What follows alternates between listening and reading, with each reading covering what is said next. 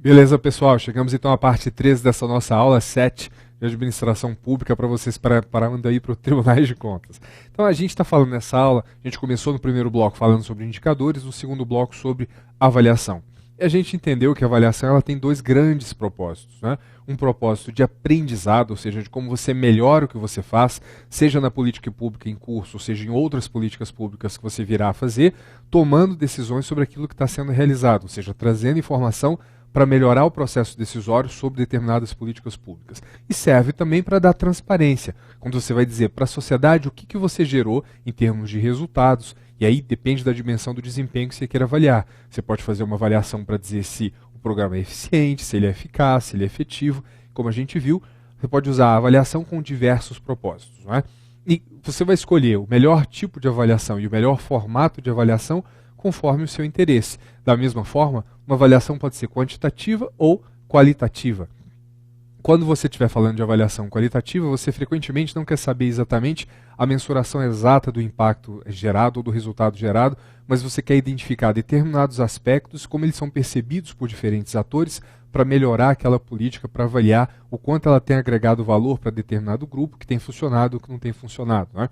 E todos esses tipos de avaliação são importantes e são, de uma forma geral, complementares entre si. Não existe um tipo de avaliação que seja o melhor, que seja o modelo perfeito para todos os casos, e você vai decidir o melhor tipo de avaliação conforme a sua necessidade concreta, para que você quer fazer a avaliação, não é? Então a gente viu, olha, você pode classificar a avaliação quanto ao momento, quanto ao agente, quanto ao enfoque, né, quanto ao propósito, e a sua escolha depende daquilo que você quer. Ou seja, para que você está avaliando, com que propósito você quer fazer, com que tipo de informação você precisa para alimentar o processo decisório. Pois bem, tem uma última coisa que eu queria ressaltar com vocês sobre a avaliação de impacto, que foi a última avaliação que a gente falou quando a gente terminou o segundo bloco. E o problema das avaliações de impacto é que elas querem medir aquilo que é mais difícil de medir. Não é porque a gente disse, olha, avaliação... Vamos aqui para a tela, só para a gente relembrar. A gente disse, essa foi a última tela que a gente viu ao final do bloco passado, que você pode fazer a avaliação quanto ao enfoque, olhando para o processo, você pode olhar para o produto gerado ou para os efeitos gerados. Para o processo é aquilo que está mais sob o seu controle, o conjunto de atividades que você executa. E o produto é aquilo que o processo gera mais imediatamente. Mas os efeitos e os impactos, eles têm um sentido mais de efeitos de médio e longo prazo.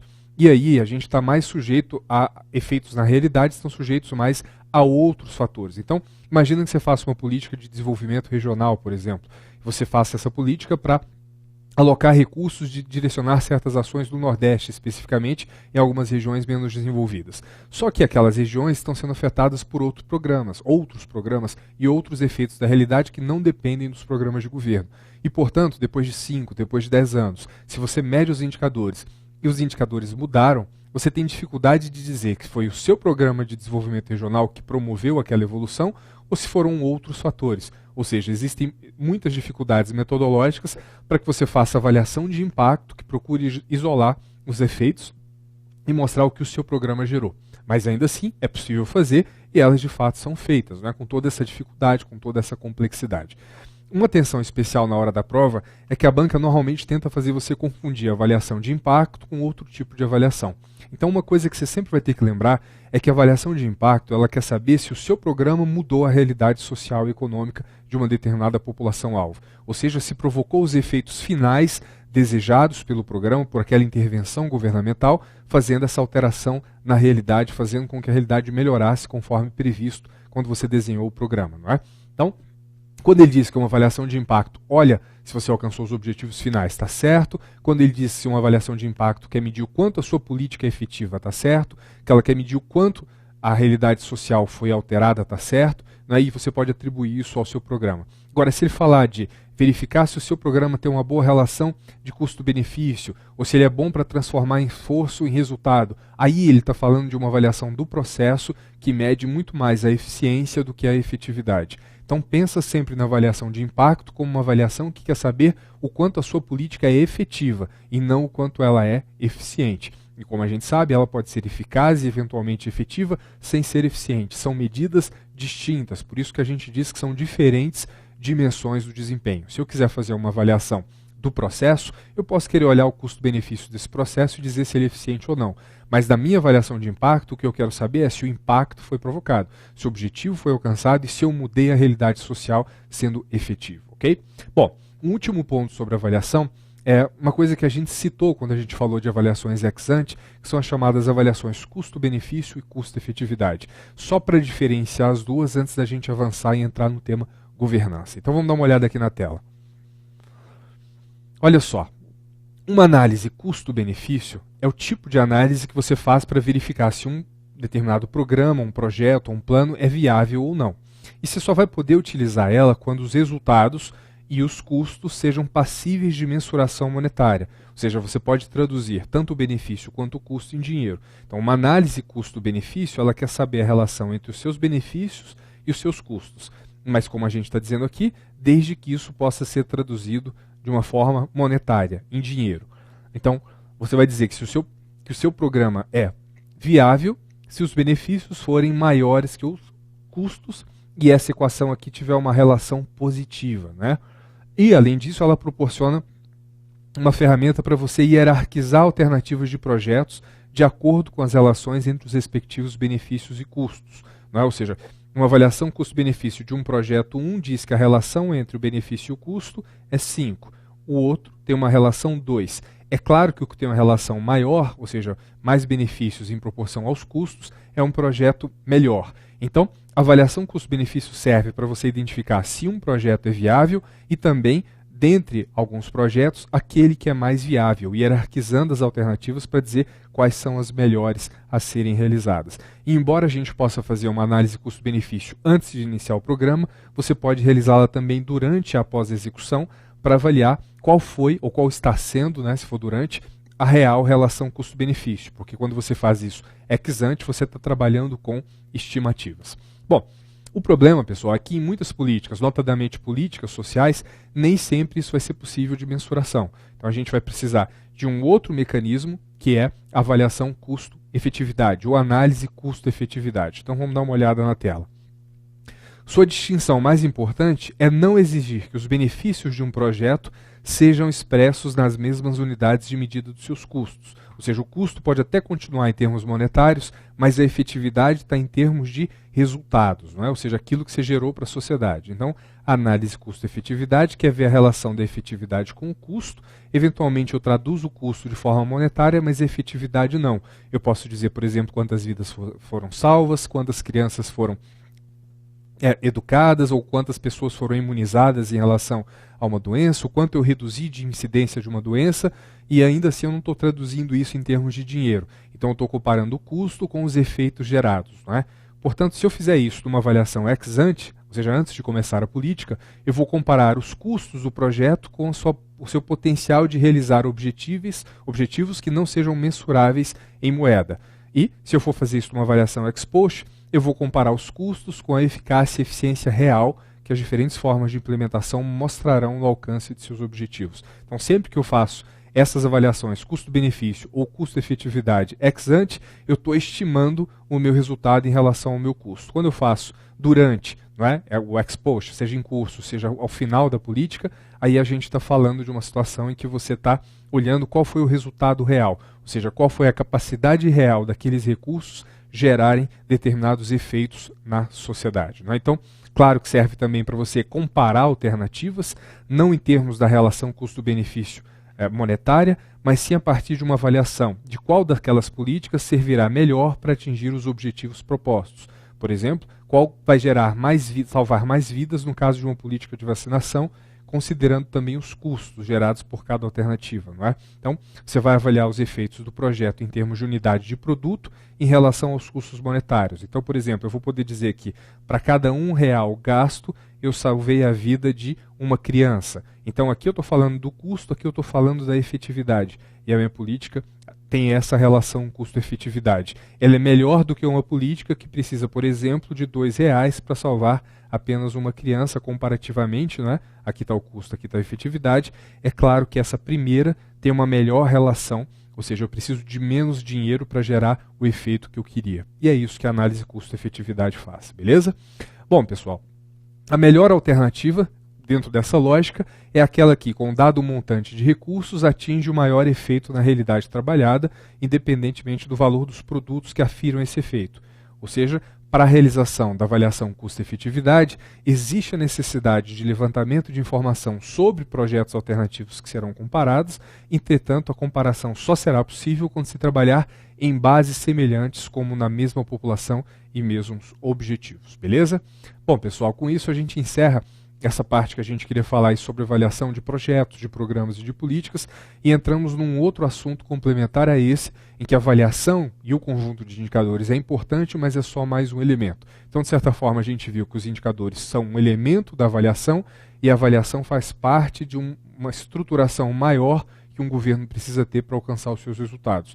E para isso a gente vai fazer uma discussão sobre duas capacidades governativas mais gerais que um governo precisa ter para realizar aquilo que a gente demanda, que são a governabilidade e a governança. Se você faz questões de prova de concursos que tenham administração pública nos últimos anos, você sabe que praticamente toda prova cai uma questão sobre esse tema. No caso do CESP, se a gente olha as últimas provas do TCU do CESP, todas tinham questões sobre governabilidade e governança. Isso é muito comum e é um dos temas mais atuais, mais em voga hoje, principalmente governança, né? Ou seja, a discussão de como você melhorar a governança do Estado, das políticas, das organizações públicas. Então vamos falar um pouco disso. É talvez o assunto, em termos conceituais, de maior complexidade da matéria, porque envolvem várias visões e às vezes as visões não são exatamente sintonizadas uma com a outra, a gente tem algumas visões divergentes e a banca lida com todas essas visões, levando essas questões para a prova e, de uma forma geral, as diferentes visões são visões aceitáveis, ou seja, a banca vai considerar diferentes visões como corretas, não é? Então o que a gente precisa é verificar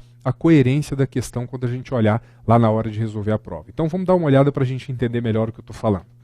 Bom, governança e governabilidade, vamos para a tela aqui. Começando por governabilidade, que é relativamente mais simples, não é? Olha só, eu vou pedir para vocês fixarem, realmente decorarem essa primeira definição, porque como você vai ver, várias vezes a banca quer que você tenha esse conceito fixado, ou seja, ela vai trocar, vai usar esse conceito, por exemplo, para falar de governança, e aí você vai ter que marcar que está errado, porque isso aqui se refere à governabilidade. Então, lembra sempre desse aspecto, principalmente desse início, olha só.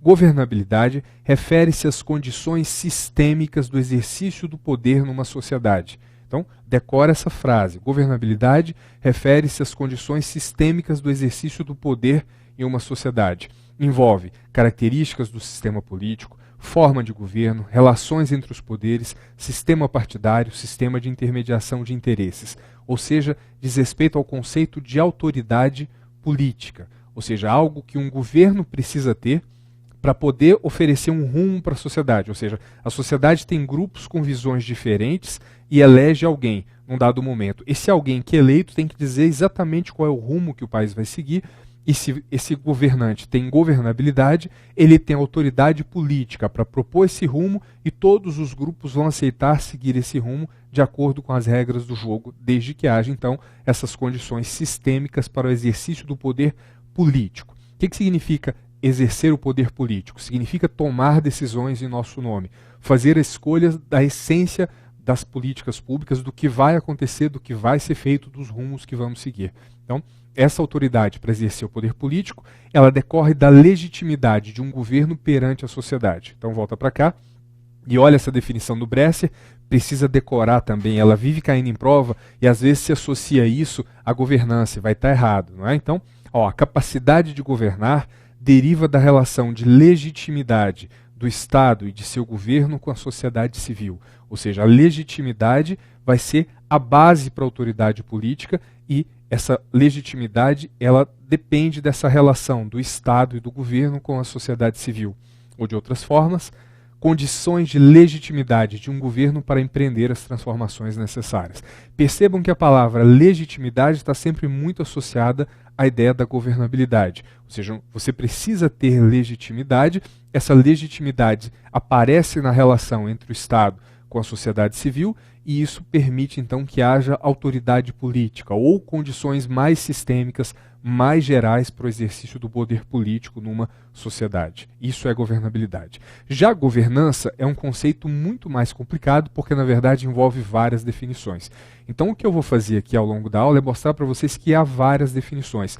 Qualquer uma delas que apareça na prova, você marca certo. Né? Eu vou começar por uma que caiu. Quem fez prova da Receita Federal no último ano, é verdade, uma prova da ESAF, e se esbarrou exatamente com essa definição, essa definição que eu vou dar aqui, que é do Banco Mundial, lá da década de 90, foi utilizada, e é uma das definições possíveis. Há várias outras, e todas elas podem ser consideradas certas, basta que ela esteja descrita de uma forma coerente lá dentro da banca, da prova, aí você chega lá e marca certo. Então a gente vai apresentar essas definições. Vamos para cá, vamos começar com a primeira definição de governança pública proposta pelo Banco Mundial. Então, para o Banco Mundial, governança é a maneira pela qual o poder é exercido na administração dos recursos econômicos e sociais do país com vistas ao desenvolvimento. Aqui, ele está falando num nível muito geral. Ele está olhando para um Estado nacional, ou seja, para uma nação, não é, formalizada sob a forma de um Estado, e olhando quando é que esse Estado tem uma boa governança. Não é? Ou seja, a governança é a maneira pela qual o poder é exercido por esse Estado ou dentro desses Estados para gerir os recursos à sua disposição para promover o desenvolvimento dessa nação. Não é? E aí ele precisa de algumas coisas. Ele precisa de qualidade na administração ou na burocracia do setor público, um quadro legal definido pela Constituição e um conjunto de leis, participação e accountability, que dê acesso ao cidadão nas escolhas feitas e possibilidade de responsabilizar os agentes públicos pelo resultado, e mais informação e mais transparência. Não é? Ou seja, essas seriam dimensões básicas para boa governança. Não é? Lembrando sempre desse conceito. Precisa decorar esse conceito? Precisa, como eu disse para vocês, caiu na prova da ESAF e era a resposta certa da questão sobre administração pública nessa prova para a Receita Federal, não é para o auditor da Receita. Pois bem, virando a tela, a gente vai dar uma olhada nessas dimensões aí que o Banco Mundial coloca. Então, primeiro, ele fala dessa história da burocracia pública ou da administração do setor público. Ou seja, a boa governança implica a melhora da capacidade de gerenciamento econômico e prestação de serviços sociais. Ou seja, uma questão de preocupação com capacidade burocrática adequada para realizar aquilo que precisa ser realizado, para realizar as políticas públicas. Depois, o quadro legal, ou seja, o ordenamento jurídico, aquilo que a gente chama de Estado de Direito. Então, isso precisa significar que existe um marco legal, que é um elemento crítico em face da síndrome da ilegalidade que caracteriza muitos países em desenvolvimento ou países subdesenvolvidos. Então, todo país, para ter uma boa governança, precisa ter regras conhecidas previamente, cujo cumprimento é garantido em órgão judicial ou num sistema judiciário independente, e procedimentos para mudar as regras pelo parlamento, caso essas regras não sirvam mais aos propósitos iniciais. Ou seja, ele está dizendo que tem que ter uma Constituição, mais um conjunto de leis. Isso tudo tem que ser defendido por um judiciário e pode ser modificado por um parlamento dentro de regras pré-estabelecidas por esse mesmo ordenamento jurídico. Então eu preciso ter uma boa burocracia e preciso ter a prevalência do que a gente chama de Estado de Direito. Mais do que isso, eu preciso ter essas dimensões aqui que a gente vai juntar, que é a dimensão de participação e accountability, ou seja, o cidadão participando das escolhas e das ações e, ao mesmo tempo, recebendo informações de uma maneira transparente para sua avaliação e tomada de decisão em relação aos políticos. Não é? Então, essas dimensões são fundamentais para aumentar a eficiência econômica, envolvem a disponibilidade de informações sobre as políticas em curso, a transparência dos processos de formulação, ou seja, por que determinadas políticas são escolhidas e desenhadas de uma forma ou de outra, e algum tipo de oportunidade, algum nível de acesso para que os cidadãos possam efetivamente participar, ou seja, influenciar a tomada de decisão sobre as políticas públicas e fazer com que as políticas caminhem num determinado rumo. Não é? Traduzindo de outra maneira, a gente pode então dizer que governança refere-se à maneira pela qual o poder é exercido na administração dos recursos econômicos e sociais, tendo em vista o desenvolvimento, e aí sim, envolve modos de uso da autoridade, e aí, mediante vários arranjos institucionais dentro do Estado e fora do Estado, que regulam as transações entre esses diversos agentes, né, nos limites e fora dos limites da esfera econômica. Traduzindo isso em português claro, eu vou ficar aqui com duas definições, a do Bresser e a do Caio. Olha só, o Bresser vai dizer, Governança é o conjunto das condições financeiras e administrativas que um governo precisa ter para transformar em realidade as decisões que toma. Ou, segundo Caio Marini, governança é a capacidade técnica, financeira e gerencial de implementar transformações. Percebam que em todos esses casos, a gente já viu aqui várias definições. Todas essas definições, elas têm uma característica. Elas dão um sentido de capacidade de utilizar os recursos à disposição para promover o desenvolvimento e realizar políticas públicas. Ou seja lá na definição do Banco Mundial, falando desse uso do poder para administrar os recursos à disposição para promover o desenvolvimento econômico e social, seja nessas definições do Bresser e do Caio Marini, dizendo que é a capacidade que o Estado tem para realizar suas políticas públicas, para tirar as decisões do papel. Isso é importante porque quando a gente pensa na governabilidade, a gente tinha falado que a autoridade para exercer o poder político, e tinha dito, exercer o poder político é tomar decisões em nome da sociedade.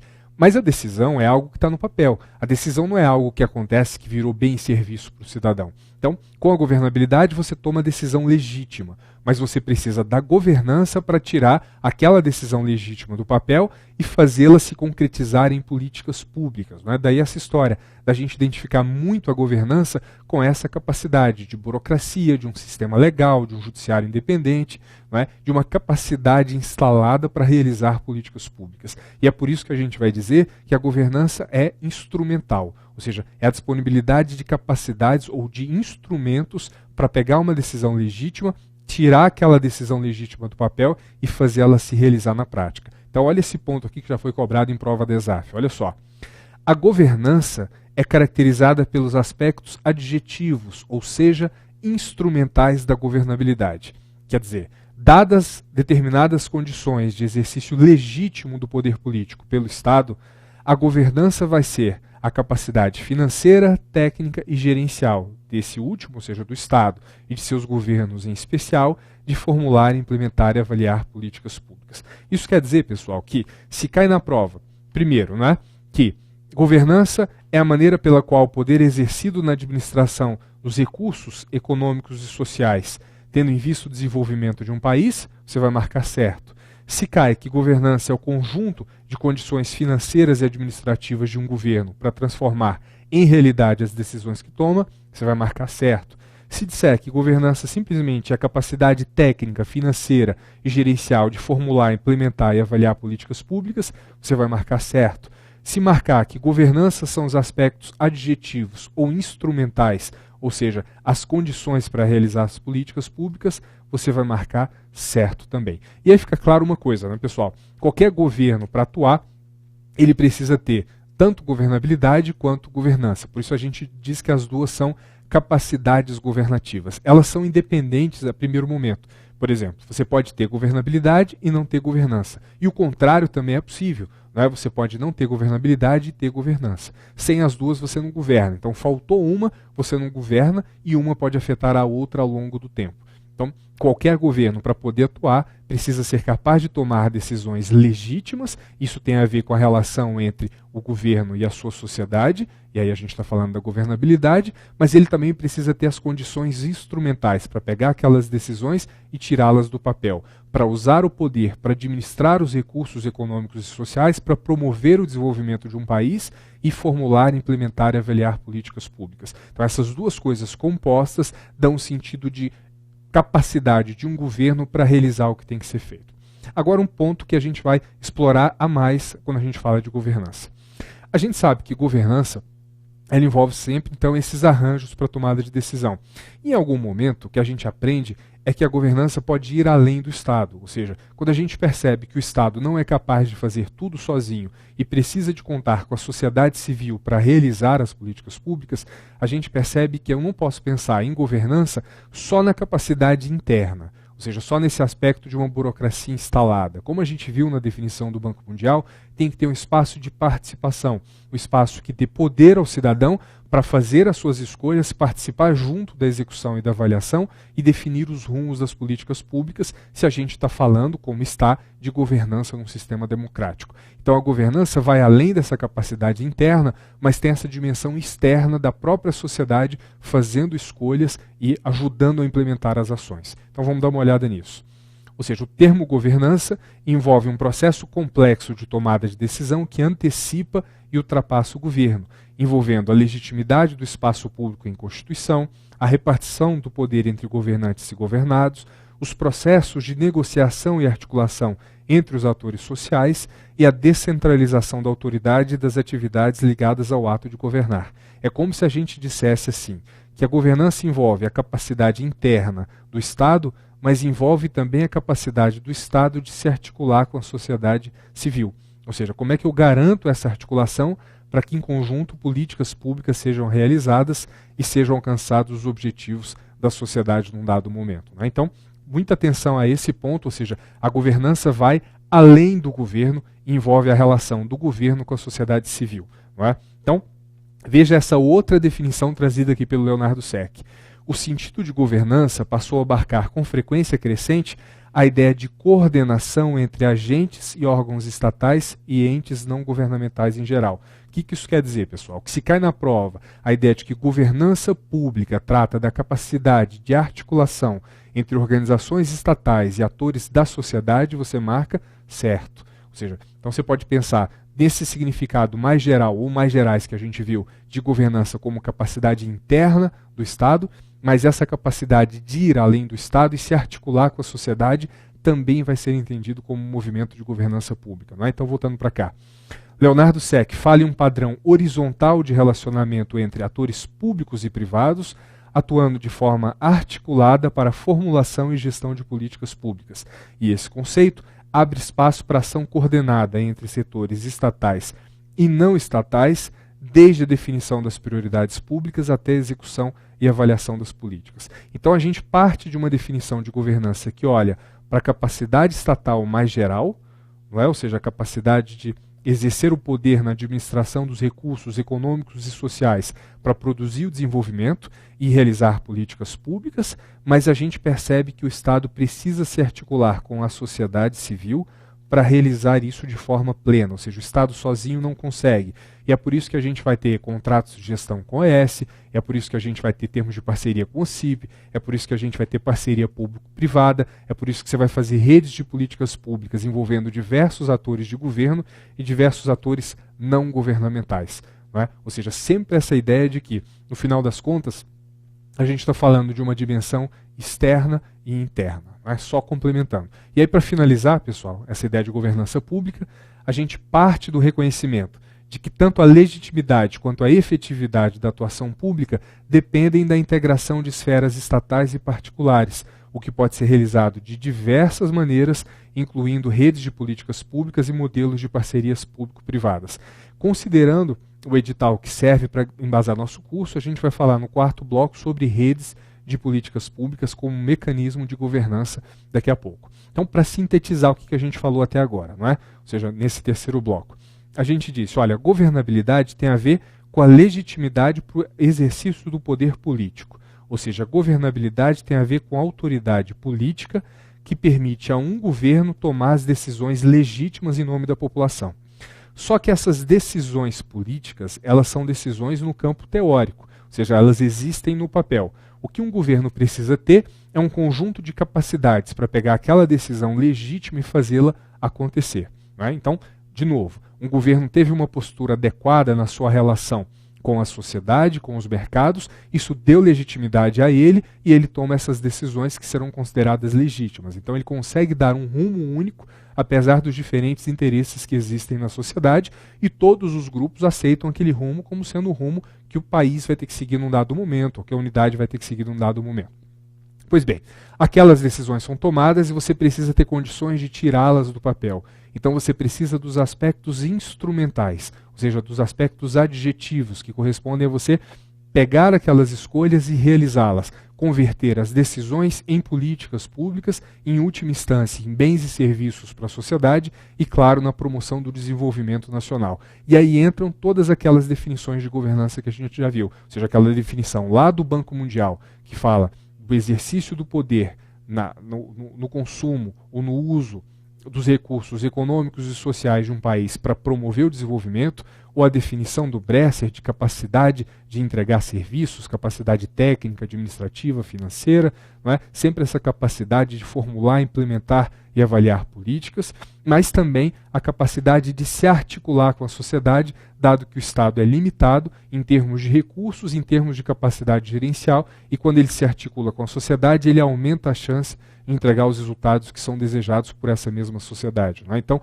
a governança diz respeito a essa capacidade de recolher a vontade do cidadão, entender quais são os objetivos socialmente legítimos e aí organizar toda a estrutura do Estado e a sua articulação com a própria sociedade civil por meio de suas organizações para gerar resultados. Lembrando sempre que essa relação entre Estado e sociedade na governança é uma relação horizontal, ou seja, nenhum está acima do outro do ponto de vista hierárquico. São padrões horizontais de relacionamento que exigem que um governo legítimo tenha que conseguir se articular com a sociedade se quiser entregar os resultados que são desejados por essa própria sociedade, beleza? Bom, pessoal, eu vou voltar nesse assunto no início do quarto bloco, conforme a gente tem feito, sempre o encadeamento. Eu volto para fechar, falar um pouco sobre governança corporativa e aí sobre coordenação em redes de políticas públicas, né, fechando essa ideia de governança. Até daqui a pouco.